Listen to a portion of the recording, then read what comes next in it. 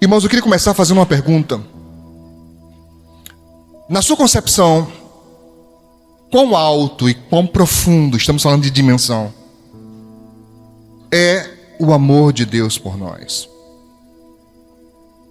Você sabe, há muitos e muitos anos, pelo menos aqui em Natal são 20 anos, em que eu estudo, me aplico, tento me aprofundar em conhecer o amor de Deus.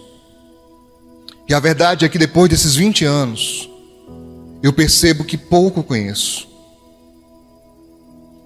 Parece que quanto mais eu descubro, mais tem coisa para descobrir.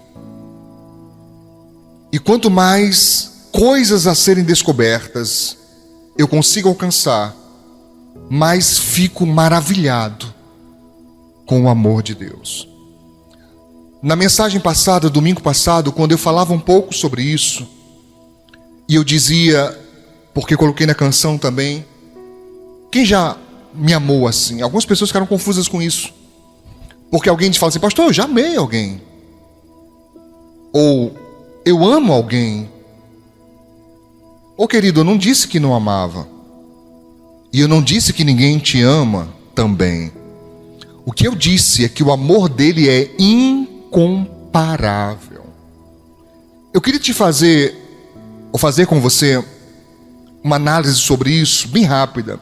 Vamos tentar fazer uma introspecção, olhar para dentro de nós. Por favor, sem brincadeira, mas olhe para essas pessoas que estão ao seu lado. Tenta olhar para elas, atrás de você, na sua frente. Olha com atenção. E agora me responda. Essas pessoas sabem tudo o que você já fez? Sim? A bem da verdade é que algumas pessoas, se nós soubéssemos quem elas eram, tudo que elas pensam, talvez nem delas tivéssemos nos aproximado. Agora está sem jeito, porque a gente já ama. Mas o que nós amamos? Nós amamos aquilo que nos atrai. Invariavelmente o ser humano ama aquilo que lhe atrai. E em especial aquilo que lhe faz bem. Mas quando falamos de pessoas, nós primeiro idealizamos, fazemos uma ideia daquela pessoa. Construímos uma imagem, uma personagem. E nos apaixonamos por isso.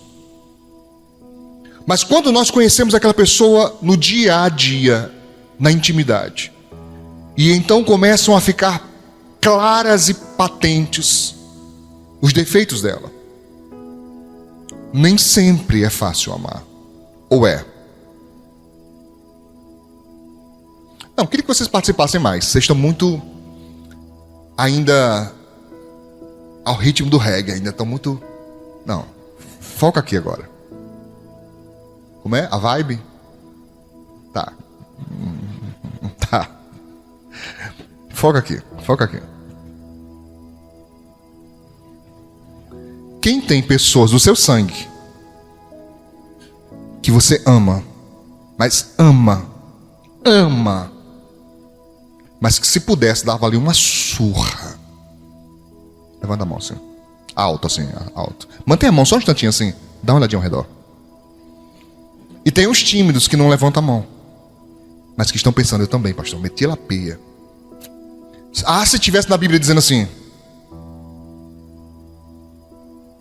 baterás e salvarás.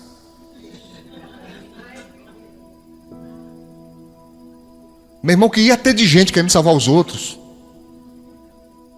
não está no gibi. Ou não. Tem pessoas que nós amamos, não queremos o mal delas.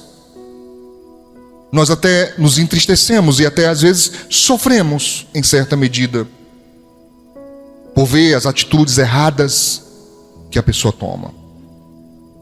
Por amá-las, nós não queríamos que elas sofressem. Estamos presas a elas pelo amor. Aí diz para o teu irmão assim: é osso. Estamos presos a ela pelo amor. Agora não tem mais jeito. Mas se pudéssemos ver as pessoas nos seus mínimos detalhes, nas menores minúcias da vida da pessoa, todos os detalhes mesmo, antes de nos aproximarmos, provavelmente muitas pessoas não fariam parte da nossa vida. Você concorda comigo? Muitas pessoas, não, fica para lá que você não dá não tem como. Pastor, o que isso tem a ver com Deus? Tudo. Porque quando a Bíblia diz que Ele nos ama, Ele não nos ama como nós, seres humanos, amamos. De novo, nós primeiros construímos o quê? Uma personagem. Nos apaixonamos por aquela personagem, aquele ideal, aquela ideia. E só depois conhecemos quem de fato são as pessoas. Deus não. Deus não estava enganado quando te escolheu. Ele sabia exatamente quem você era, quem você é e quem você será.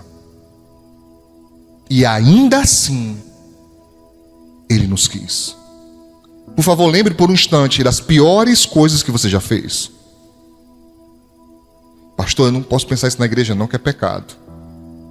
Pense nas piores que você já fez. Coisas que você, mantém na surdina. Não vou nem falar, pastor, não mexe com isso não, que eu já fiz coisa nessa vida. Meu Deus, nem eu gosto de lembrar. Pois sim, Deus viu. Você se esqueceu disso, ou você não sabia disso, mas Deus estava lá vendo. E ainda assim Ele disse: eu quero essa pessoa para mim. Desse jeito, sim, eu quero. Depois muda, por bem ou por bem. Com Deus não tem mal não. Vai ter que mudar, vai ter que se adaptar, vai ter que se converter. Ele diz então: quem quer vir após mim, primeiro, negue-se a si mesmo. Já é a coisa mais difícil. Negar a nossa vontade, irmãos, que coisa tremenda é isso. Hábitos são coisas muito fortes. Ele disse mais: tome a sua cruz e siga-me. Arrisca segui-lo carregando uma cruz e negando a própria vontade. Não é fácil. Mas Ele nos quis antes de nós mesmo querer. Antes de querermos Ele já nos quis. Tá claro? Sabendo exatamente quem nós somos, então é um amor totalmente diferente.